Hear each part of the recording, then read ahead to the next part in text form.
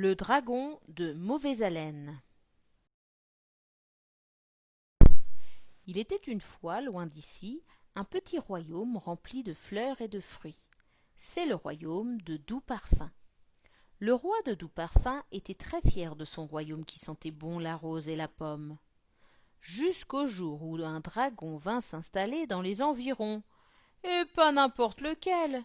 Le dragon de mauvaise haleine fouille dans les poubelles et mange tout ce qu'il trouve. Du poisson pourri, du fromage moisi et même des vieilles chaussettes. Depuis, dès que le dragon ouvre la gueule, qu'il bâille ou rit aux éclats, ouille ouille ouille, tous à l'abri, ça pue les pieds, le moisi et le pourri. Dans le royaume, l'air sent tellement mauvais que les habitants ont peur de sortir de leur maison. Le roi doit trouver une solution.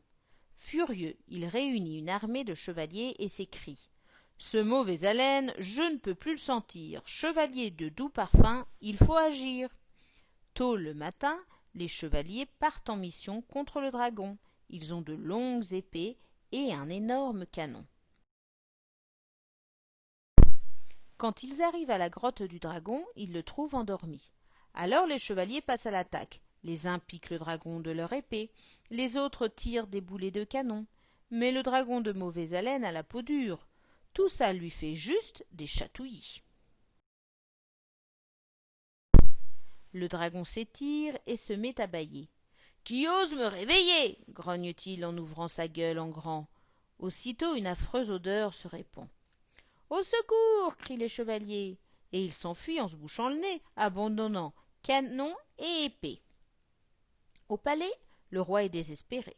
Il sanglote et répète dans sa barbe fleurie « Qui va sauver mon royaume? Qui ?»« Moi ?»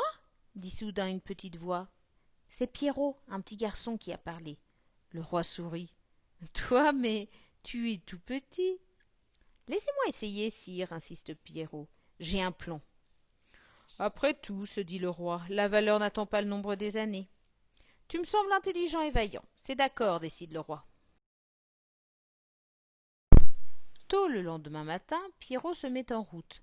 En le voyant passer, les habitants du royaume ont des mines étonnées.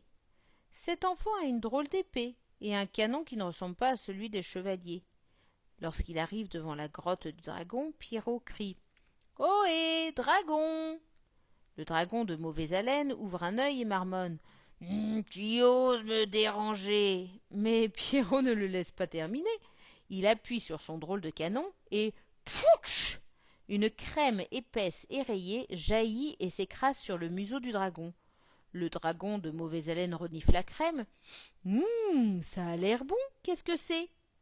Dentifrice, menthe, citron, répond Pierrot. Pendant que le dragon goûte le dentifrice, Pierrot brandit sa drôle d'épée et se met à brosser les dents du dragon. Là, il enlève les fils de chaussettes, ici les croûtes de fromage et les arêtes de poisson. « Merci, dit le dragon, la bouche pleine de mousse. Ça fait du bien. »« Il faut faire ça après chaque repas, dit Pierrot, qui a bien appris la leçon de sa maman. » Et le garçon donne au dragon le dentifrice et la brosse à dents. Le dragon de mauvaise haleine est content, c'est la première fois qu'on lui fait un cadeau. À son retour, le petit Pierrot est fêté comme un grand héros. Grâce à lui, la bonne odeur est revenue à Doux Parfum. Et le dragon, il reste au royaume, parce qu'un dragon qui ramasse les poubelles, c'est très utile. Et en plus, maintenant, quand il bâille, le royaume de Doux Parfum sent bon la menthe et le citron.